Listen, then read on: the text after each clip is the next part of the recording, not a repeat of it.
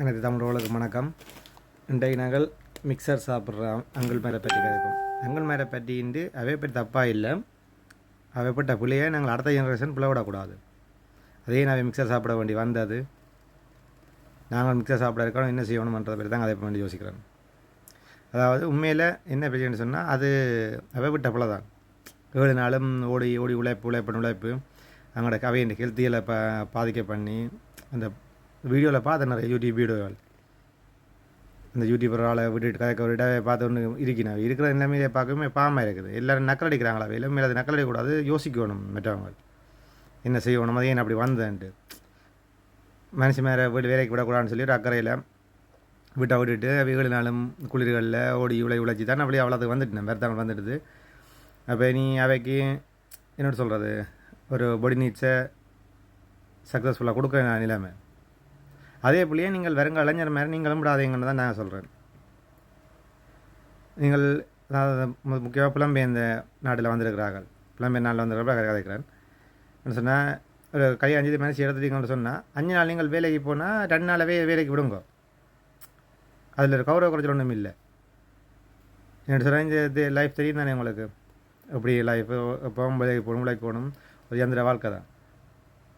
நீங்கள் மனசு மாதிரி இருக்கணும் அப்படின்னு சொன்னீங்கன்னு சொன்னால் அடுத்த காலம் அந்த மிக்சர் சாப்பிட்ற அங்கிள் மாதிரி எல்லாமே உங்களுக்கு வரலாம்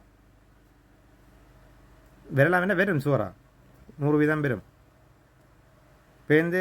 அதால் நீங்கள் நினைக்கலாம் பாதிப்பு கூடுதலாம் யோசிக்கணும். அவை மிக்சர் சாப்பிடுன்னு இருக்கிறதால விட்டுட்டு மிக்சர் சாப்பிடுன்னு இருக்கிறதால அவைக்கு தான், அவைக்கு மட்டும் பாதிப்பு இல்லை, அது நாட்டுக்கும் வீட்டுக்கும் மட்டும் இல்லை, நாட்டுக்கும் பாதிப்பு. அது விளங்குது இல்லை. அவை இங்கேருந்து போய் நாட்டில் போய் எனக்கு என்ன கவலைன்னு சொன்னால், அவை பிளவுறையில் இங்கே விடலாம். அது நாட்டில் போய் எங்களோட கலாச்சாரத்தில் வாழ்கிற நாட்டில் இருக்கிறாக்களை கிடக்கிறது நல்லா இல்லை. இது சோசியல் நாடு, ஓகே, நின்றுட்டு போயிடலாம், வாழ்ந்துட்டு எப்படி நின்று போயிடலாம், அது ஒரு விஷயம்.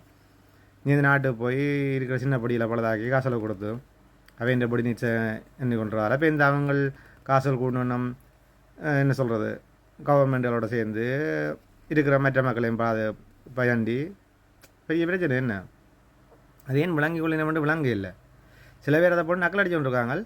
நக்கல் அடிக்கிறது எனக்கு பிடிக்கல. அவையில் நக்கல் அடிக்கிறேன்னு சொன்னால் அதை விட்டுட்டு நம்ம பிள்ளை உண்டு. அதுமாரி அந்த அண்டி மாரி யோசிக்கணும். இப்படி நாங்கள் மேசன் மாரி எங்களுக்கு உழைச்சி தான் நான் கஷ்டப்பட்டு தானே விரதத்தை எடுத்தது, இப்படி எல்லாம் போட எண்ணம் எங்களோட குடும்பத்தை யோசிக்கணும். அவைக்கும் அந்த பொடி நீட்ஸுகளை கட்டுப்படுத்த முடியல. அதை விட்டுட்டு நீங்கள் அதெல்லாம் விடுவோம். அந்த கதையில் அவங்களுக்கு வேணாம். இப்போ நான் என்ன சொல்கிறேன்னு சொன்னால், இப்போ வருங்கால இளைஞர்கள் நீங்கள் ஒரு வெட்டிங் பண்ணணும்னு சொன்னால் கொஞ்சம் சொத்தை சேர்த்து கொண்டு வெட்டிங் பண்ணுங்க. உங்களோட கடனை முடிச்சு கொண்டு, உங்களோட கடமையில் முடிச்சு கொண்டு வெட்டிங் பண்ணுங்கள். அப்பா அம்மாண்ட பொறுப்பெல்லாம் முடிச்சு கொண்டு வெட்டிங் பண்ணிவிட்டு கூப்பிட்டாலும் சரி, மனுஷன் இங்கே நாட்டிலேருந்து எடுத்து கூப்பிட்டீங்க அப்படின்னு சொன்னால், இங்கே பிறந்து வளர்ந்த பிள்ளைகளுக்கு ஓகே, அவே 2 பேரும் வேலைக்கு போயினோம், அது லைஃப் ஒழுங்காக போய் கொண்டிருக்கும், அது நல்ல கலாச்சாரங்களாக இருக்குது. இப்போ அங்கேருந்து வராக தான் இப்போ பிரச்சனை. அங்கேருந்து கூப்பிட்டுறீங்களா அப்படின்னு சொன்னால் வந்தால் அவையிலையும் வேலைக்கு விடுங்க. 2-3 கிழமையில கூட குறைஞ்சி 2 நாள் 3 நாள் வேலைக்கு விடுங்க. அப்பான் குடும்பம் பேலன்ஸாக போகும்.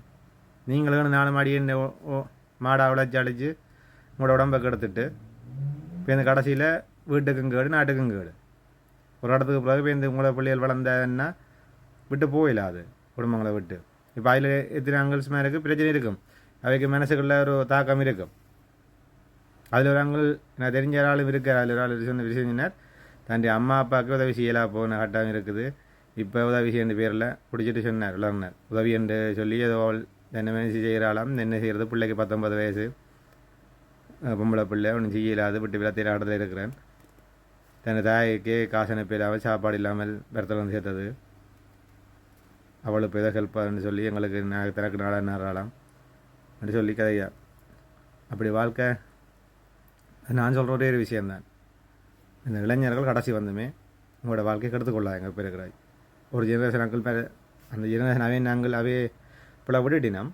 இனி இருக்கிற நாங்கள் அடுத்த ஜெனரேஷனாலும் அந்த பிள்ளை என்ன விஷயம் தெரிஞ்சு தேடணும். நம்ம கூட அந்த நக்கல் அடிக்கிறார்களும் ஆராய்ஞ்சு அந்த விஷயங்களை ஆராய்ஞ்சு போடலாம்.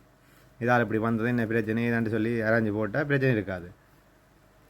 நக்கல் அடிக்கிறது எல்லாத்தையும் விட்டுட்டு உங்களையும் மர இப்போ இருக்கிற ஜெனரேஷன் வந்து உங்களை அடுத்த ஜெனரேஷன் நக்கல் அடிக்காமலோ அடுத்த கட்டத்தில் நக்கல் அடிக்காமல் இருக்கிறதுக்கு உண்மையில் உங்களோட புத்தியை பாய்ச்சி நீங்கள் வாழ்கிறது நல்லா யோசிக்கிறேன். ஓகே, நன்றி.